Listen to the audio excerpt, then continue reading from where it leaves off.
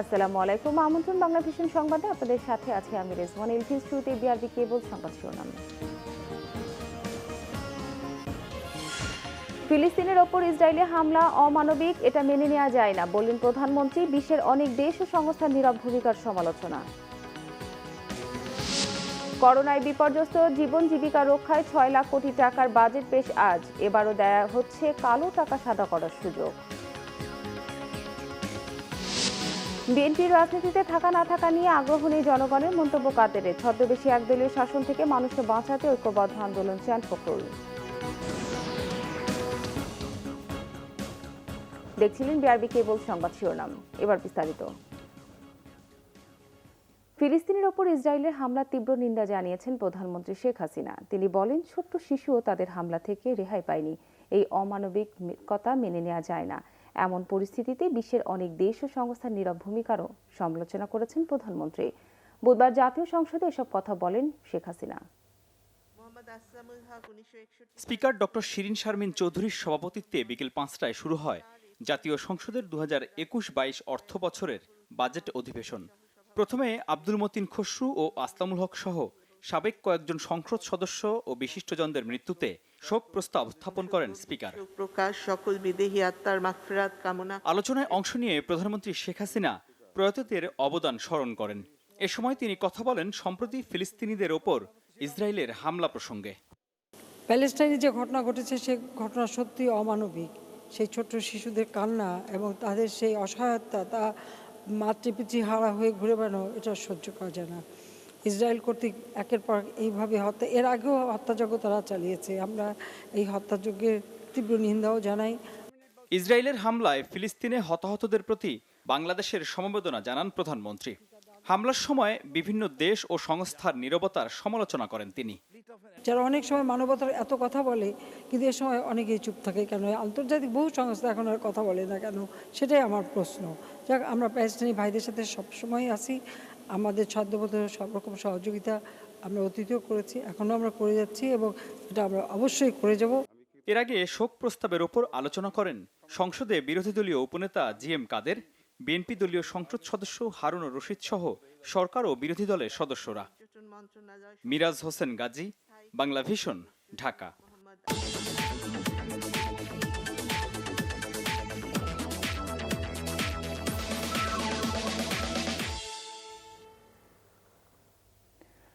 করোনায় বিপর্যস্ত জীবন জীবিকা রক্ষার বাজেট ঘোষণা আজ।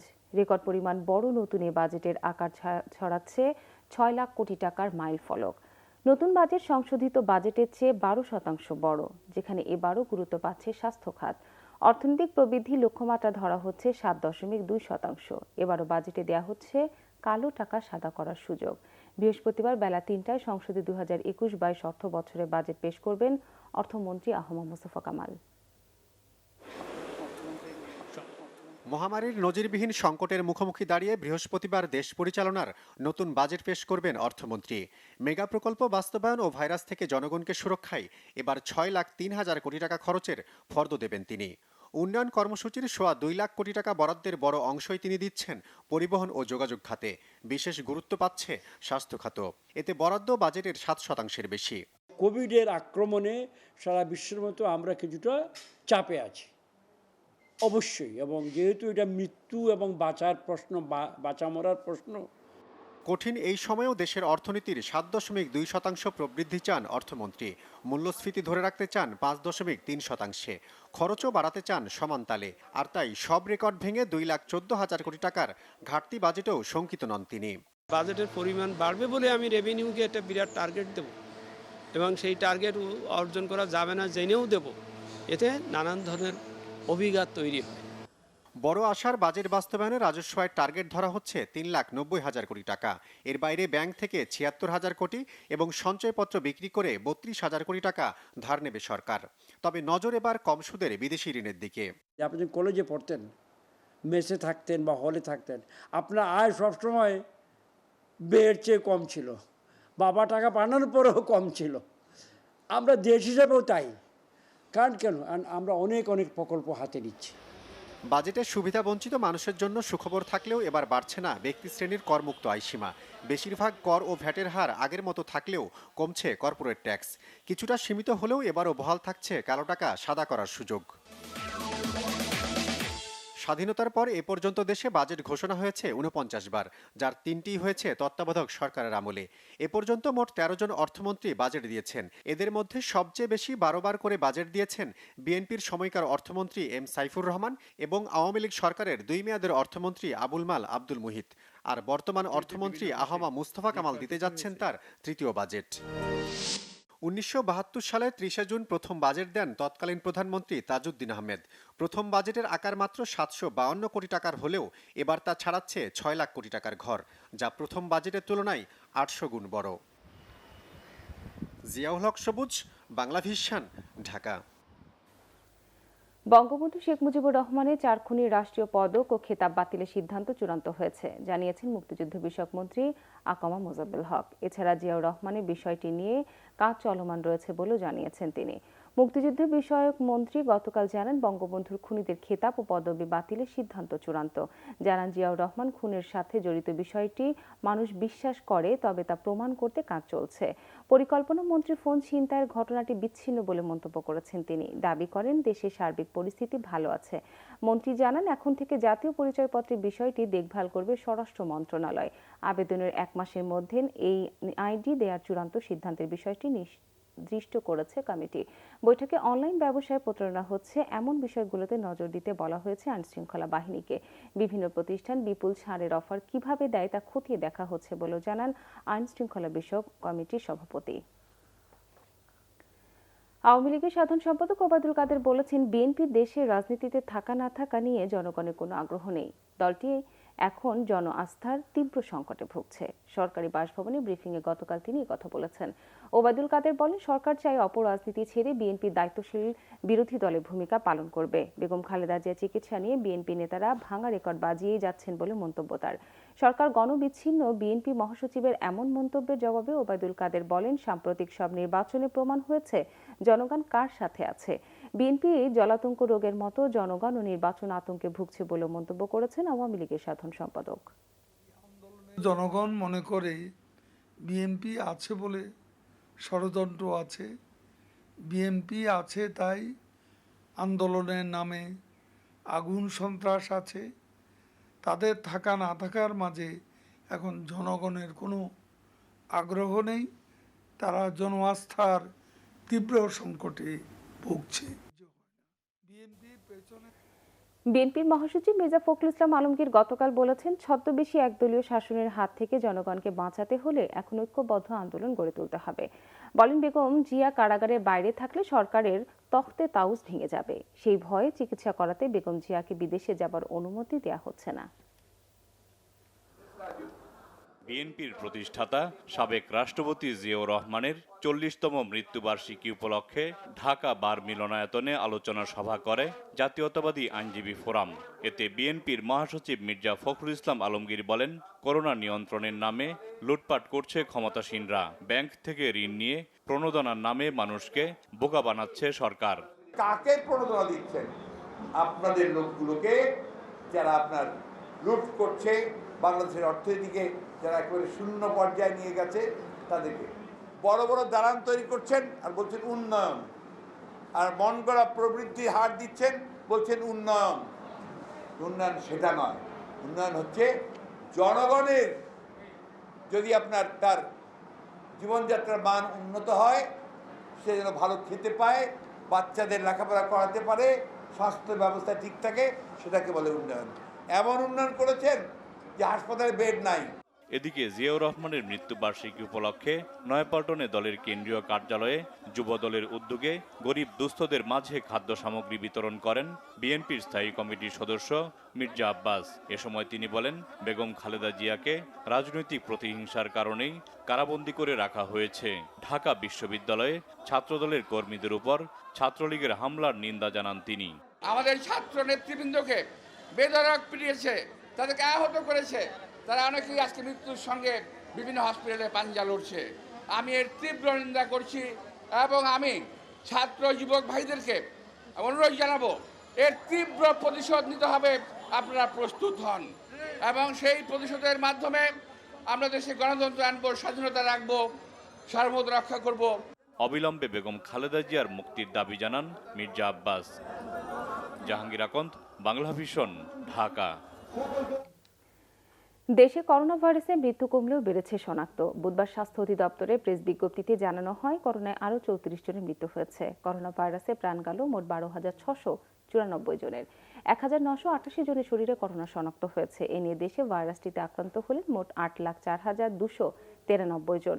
24 ঘন্টায় করোনা থেকে সেরে উঠেছেন 1,914 জন। এ নিয়ে সুস্থ হলেন মোট 7,44,065 জন। করোনা শনাক্তের হার 9.81, সুস্থতার হার 92.51 এবং মৃত্যুর হার 1.58%। করোনা সংক্রমণ রোধে নওগাঁ পৌরসভা ও 4টি উপজেলায় আজ থেকে 7 দিনের সর্বাত্মক লকডাউন ঘোষণা করেছে জেলা প্রশাসন। রাজশাহীতে লকডাউনের পরিবর্তে আজ থেকে সন্ধ্যা 7টা থেকে পরদিন সকাল 7টা পর্যন্ত সব ব্যবসা প্রতিষ্ঠান ও শপিং মল বন্ধ থাকা সহ কিছু বিধিনিষেধ আরোপ করা হয়েছে। নওগাঁ পৌরসভা সহ নিয়ামতপুর, পোরশা, সাপাহার ও মান্দা এই 4টি উপজেলায় সর্বাত্মক লকডাউন ঘোষণা সহ 15টি বিশেষ বিধিনিষেধ আরোপ করেছে জেলা প্রশাসন। বুধবার দুপুরে জেলা প্রশাসক মোহাম্মদ হারুনুর রশিদ এক প্রেস কনফারেন্সে এই বিধিনিষেধ আরোপ করেন।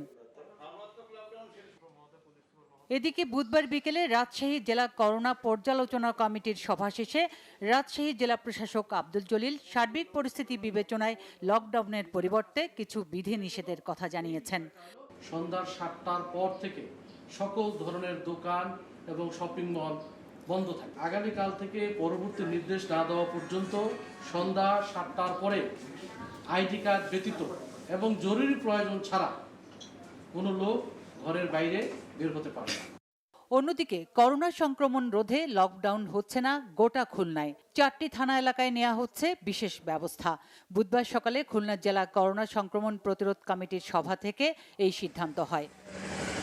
এছাড়া করোনার ভয়াবহতায় সংক্রমণ প্রতিরোধে মোংলায় চলছে 4র্থ দিনের কঠোর বিধিনিষেধ।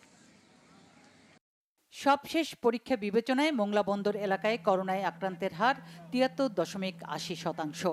ভারতীয় ভ্যারিয়েন্ট কিনা বা অন্যান্য দেশের ভ্যারিয়েন্ট কিনা এটা বোঝার জন্য বাস্তবে আসলে এর জিনোম সিকোয়েন্সিং দরকার এবং সেটা মোংলাতে সম্ভব না। আমরা চেষ্টা করতেছি সেটা খুলনা বা যশোরের মধ্যে এই আমাদের যেগুলো পজিটিভ হয়েছে সেগুলো জিনোম সিকোয়েন্সিং করে এর ভ্যারিয়েন্টটা উদ্ধার করার জন্য। এদিকে বুধবার ভোরে সাতক্ষীরার বিভিন্ন সীমান্ত থেকে ভারত থেকে অবৈধ পথে দেশে ঢোকার সময় 10 বাংলাদেশিকে আটক করা হয়েছে। তাদের 14 দিনের প্রাতিষ্ঠানিক কোয়ারেন্টিনে পাঠানো হয়েছে। চুয়াডাঙ্গায় হঠাৎ বেড়েছে করোনা সংক্রমণ। আক্রান্তদের মধ্যে বেশিরভাগের বাড়ি দামুড়হুদা উপজেলার সীমান্তবর্তী কার্পাসডাঙ্গা এলাকায়। বুধবার কার্পাসডাঙ্গা এলাকা আংশিক লকডাউন করেছে উপজেলা প্রশাসন। অন্যদিকে কক্সবাজারের সীমান্ত উপজেলার টেকনাফে আগামী 6 জুন পর্যন্ত কঠোর লকডাউন বাড়ানো হয়েছে। উপজেলা নির্বাহী কর্মকর্তা মোহাম্মদ পারভেজ চৌধুরী জানান, রোহিঙ্গা ক্যাম্পে চিকিৎসা, খাদ্যপণ্য সহ জরুরি কার্যক্রম ছাড়া সব ধরনের কার্যক্রম বন্ধ রয়েছে।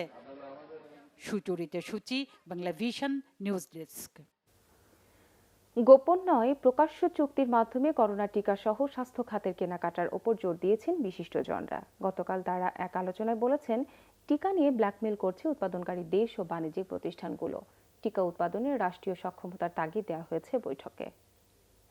মৃত্যু হলে একটা পরিবারে বেসরকারি সংস্থা study group on regional affairs আয়োজিত আন্তর্জাতিক ভ্যাকসিন বাণিজ্যে বাংলাদেশ নিয়ে জুম মিটিংয়ে যুক্ত হন দেশের বিশিষ্টজনরা।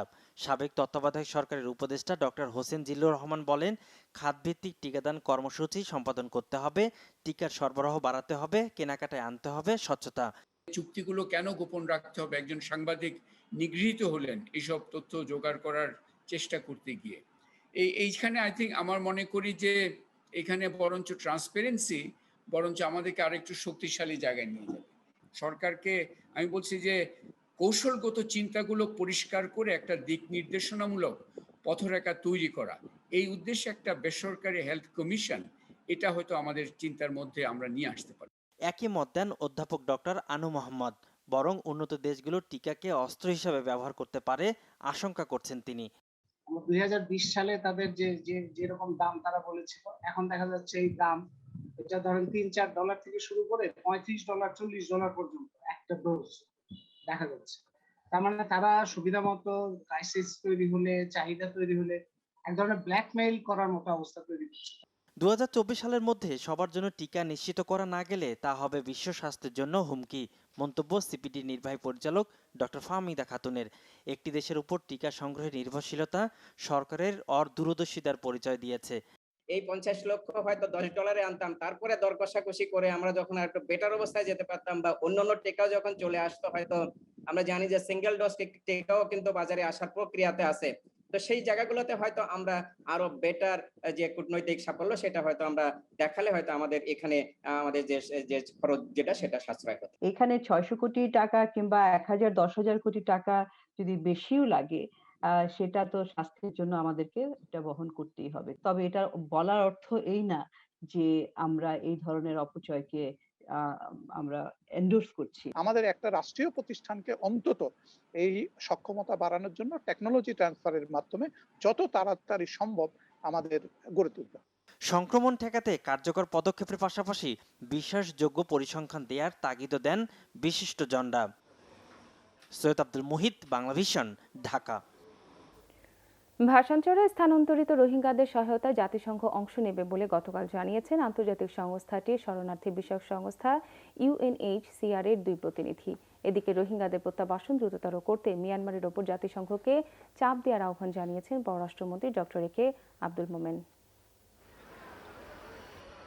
শুরুতে ভাষান্তরে রোহিঙ্গাদের স্থানান্তরের অনেকটা বিপক্ষে ছিল জাতিসংঘ সহ আন্তর্জাতিক বিভিন্ন সংস্থা ও দেশ, কিন্তু এখন তাদের সুর একেবারে উল্টো। ভাষান্তরে রোহিঙ্গারা ভালো আছে বলে জানিয়েছেন জাতিসংঘের শরণার্থী বিষয়ক 2 সহকারী হাইকমিশনার। মঙ্গলবার ভাষান্তর সফর করে এসে এই অভিমত দেন তারা। রাষ্ট্রীয় অতিথি ভবন পদ্মায় পররাষ্ট্রমন্ত্রী ডক্টর একে আব্দুল মোমেনের সাথে বৈঠকের পর নিজেদের অভিমত তুলে ধরেন শরণার্থী বিষয়ক 2 সহকারী হাইকমিশনার রূপ মাজাও এবং গিলিয়ান ট্রিক্স। ভাষান্তরে রোহিঙ্গাদের জীবনযাপন যাতে মর্যাদাপূর্ণ হয় সেজন্য তাদের অর্থনৈতিক কর্মকাণ্ডে সম্পৃক্ত করার ব্যবস্থা করতে হবে।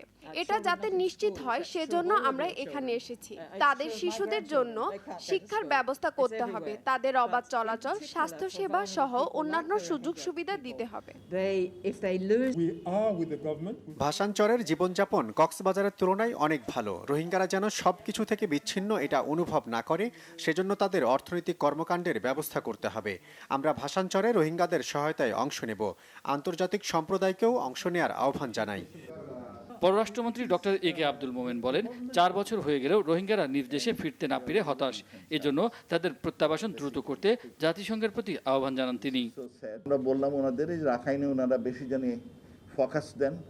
তারা অনেকগুলো সুন্দর সুন্দর প্রজেক্ট রাখাইনে করছেন, এইগুলোর এই গানের মাঝিগুলোর নিয়ে দেখান যাতে ওরা ফেরত যায় তার দেশে, এই ব্যবস্থা করার জন্য। আর বললাম যে মিলিটারি গভর্নমেন্ট আসছে, এই সময় একটা সুযোগ হয়েছে, কারণ মিলিটারি গভর্নমেন্ট শুনবে, আপনারা অধিকতর ওদের চাপ দেন।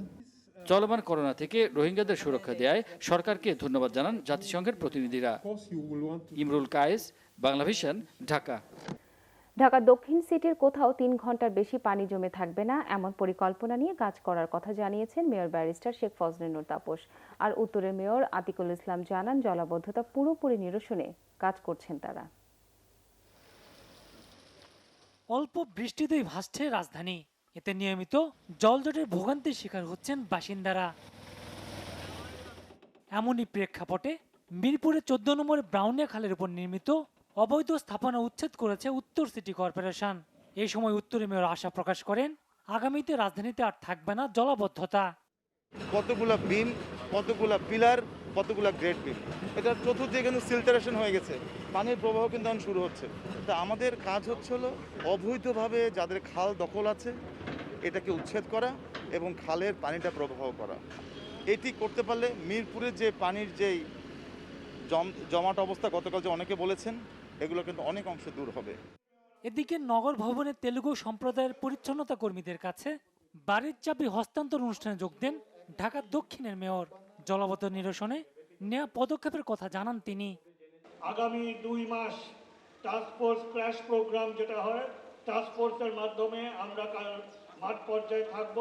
যেখানে জলাবদ্ধতা হবে, মাঝারি বৃষ্টিপাত হয় 1 ঘন্টা, ভারী বৃষ্টিপাত হয় 2 ঘন্টা, অতি ভারী বৃষ্টিপাত হয় যেটা 88 মিলিলিটারের ঊর্ধ্বে, তাহলে 3 ঘন্টার মধ্যেই যেন আমরা সেই জলাবদ্ধতা নিরসন করতে পারি, পানি নিষ্কাশন করতে পারি। বেদখল জমি দখলমুক্ত করারও ঘোষণা দেন দক্ষিণের mayor GM Hasan, Bangla vision, Dhaka. গরুর মাত্র 10 মাসের বকনা বাছুরের দৈনিক 3 লিটার দুধ দেওয়ার অস্বাভাবিক ঘটনা ঘটেছে টাঙ্গাইলের সখীপুরে। তবে প্রাণী সম্পদ কর্মকর্তারা বলছেন এটি বিরল বা অস্বাভাবিক কিছু নয়। বাছুরটি দেখতে ভিড় করছেন অনেকেই। প্রাপ্তবয়স্ক না হয়েও গরুর বাছুরের দুধ দেওয়ার ঘটনায় চাঞ্চল্য তৈরি হয়েছে সখীপুর সহ পুরো জেলায়। এর মালিক গড়গোবিন্দপুর গ্রামের মর্জিনা বেগম ও খোরশেদ আলম দম্পতি।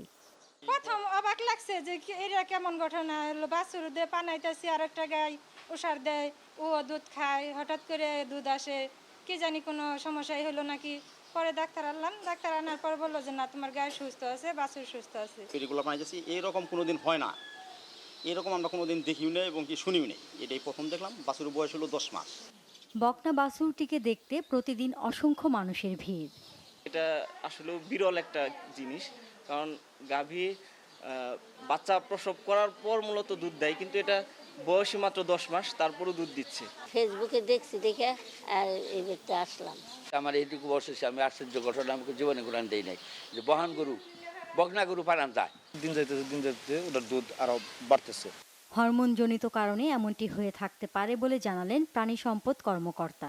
এটা মূলত হরমোনাল ডিসঅর্ডারের কারণে হয়। সেটা হলো প্রত্যেক প্রাণীরই ব্রেনের মধ্যে একটা পিটুইটারি গ্ল্যান্ড আছে। যদি কোনো কারণে পিটুইটারি গ্ল্যান্ডের ডিসঅর্ডার হয়, ইট মে বি হরমোনাল ফিজিওলজিক্যাল যে কোনো কারণে, তখন ওখানে হরমোনাল ইমব্যালেন্স হয়। একটা প্রোল্যাকটিন হরমোনের পরিমাণ তখন অনেক সময় হরমোনাল ডিসঅর্ডার হলে প্রোল্যাকটিনটা বেশি হয়ে যায়। এই প্রোল্যাকটিন হরমোন যখন বেশি হয়ে যায় তখন এটা মামারি গ্ল্যান্ডকে বেশি পরিমাণে প্রেশার করে টু ক্রিয়েট মিল্ক। তখন দেখা যায় যে কোনো অবস্থাতেই ওই দুগ্ধ চলে আসে। এরপরও পরীক্ষা করে এর দুধ পান করার পরামর্শ তার। Bangla vision news desk. সংবাদ শেষ করব বিআরবি কেবল শিরোনামগুলো আরেকবার জানিয়ে। ফিলিস্তিনের ওপর ইসরায়েলি হামলা অমানবিক, এটা মেনে নেওয়া যায় না বললেন প্রধানমন্ত্রী। বিশ্বের অনেক দেশ ও সংস্থার নীরব ভূমিকার সমালোচনা। করোনায় বিপর্যস্ত জীবন জীবিকা রক্ষায় 6 লাখ কোটি টাকার বাজেট পেশ আজ। এবারও দেয়া হচ্ছে কালো টাকা সাদা করার সুযোগ। বিএনপির রাজনীতিতে থাকা না থাকা নিয়ে আগ্রহ নেই জনগণের, মন্তব্য কাদেরের। ছদ্মবেশী একদলীয় শাসন থেকে মানুষকে বাঁচাতে ঐক্যবদ্ধ আন্দোলন চান ফখরুল।